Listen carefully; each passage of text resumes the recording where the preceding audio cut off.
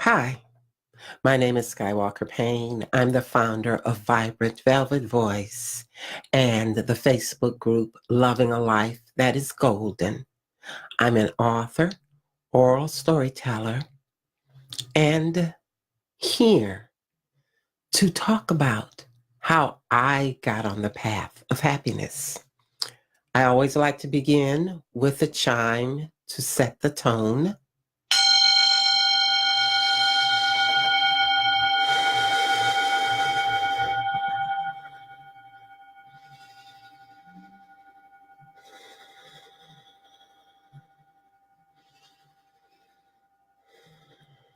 Taking a few short breaths can relax you when you have to speak before people or do something important. And I know that that silence on a YouTube or even a Facebook live may have led to someone passing me by, but it's an important part of how I practice happiness. And we all have our stories of how we came to be on the path of happiness. And this is the beginning of my story. You see, I am an only child with 7 brothers and sisters. But I didn't know this until I was an adult. Did I realize that I was an only child? And how did that come to be? I was the only child of the union of Tommy Walker and Anne Elizabeth Glenn. And as a baby, I was loved and cared for. And I have pictures of me being a smiling, happy baby with both my mother and my father.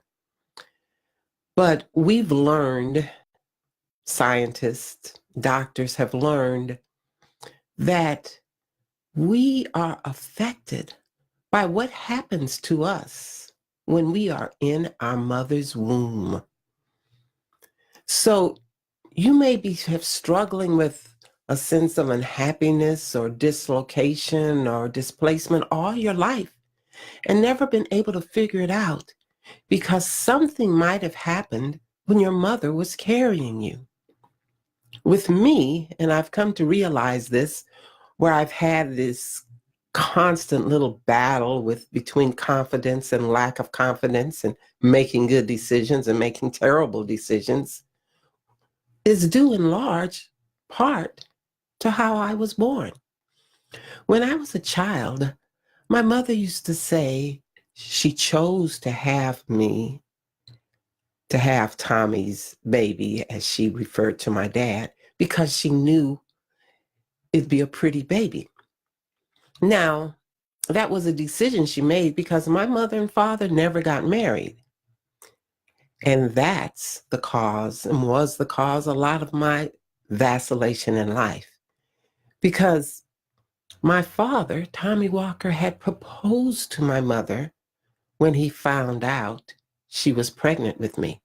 Because at that time, he was separated, but not yet divorced from his wife, the mother of his 3 sons.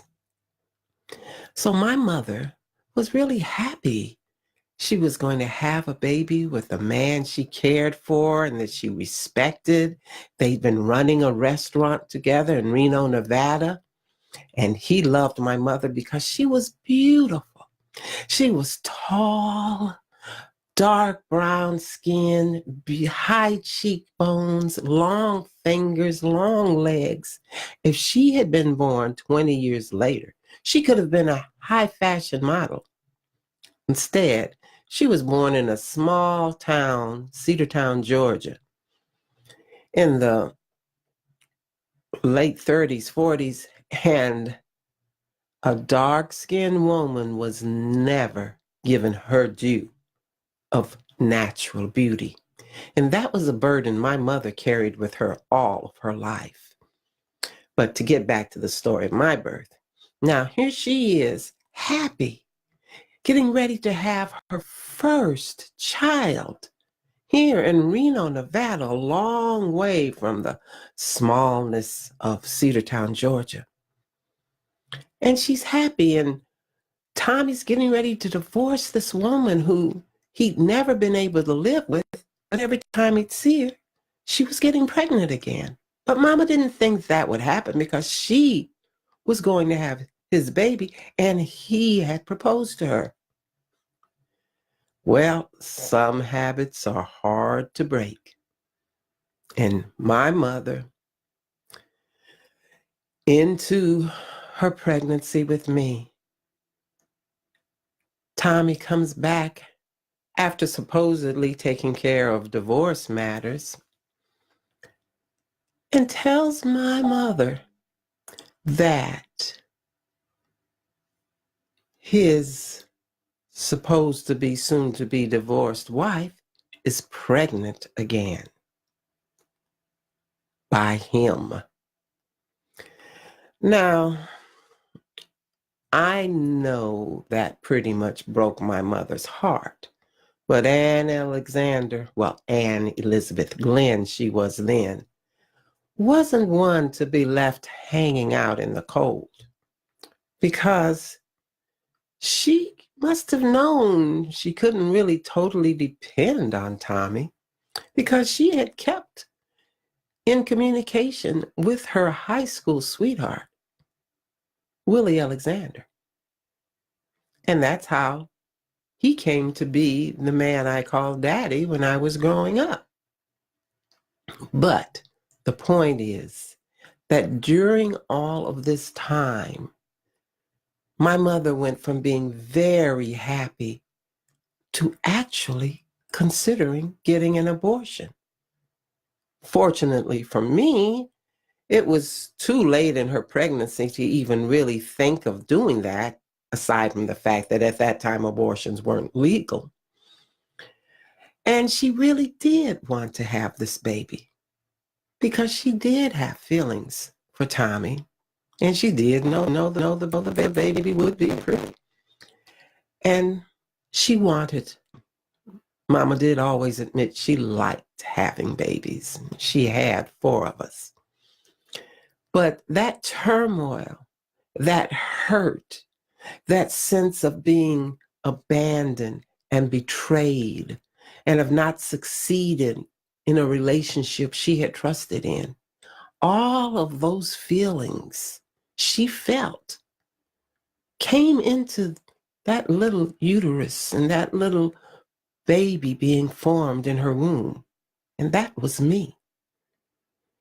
And for a long time, I had those same kind of feelings in my relationships, social relationships, and my relationships with men.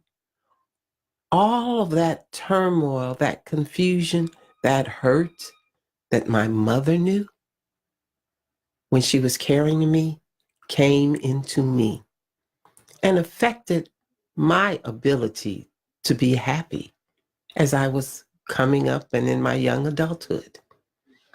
But as I started to get to know myself and learn things and learned the whole truth of my birth and my relationships, I let it go.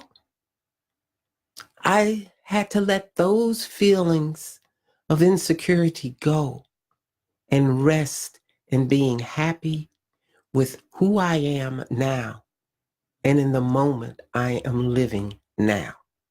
And that's one of the most important first steps on the path of happiness is enjoying and being grateful and happy for the moment you are in now.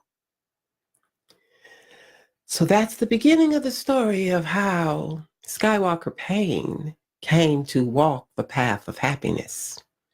So why don't you take the time to reflect on your path of happiness, how you've lived your life, how happiness has come into your life or left your life, or what were the challenges or emotional changes your mother went through when she was carrying you. And if you'd like to share your stories, you're welcome to either here on the this page, Vibrant Velvet Voice, or in the more closed and supportive environment of the group, Loving a Life That is Golden.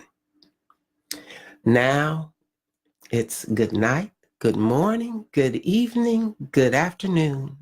Wherever you are in the world, have a wonderful time.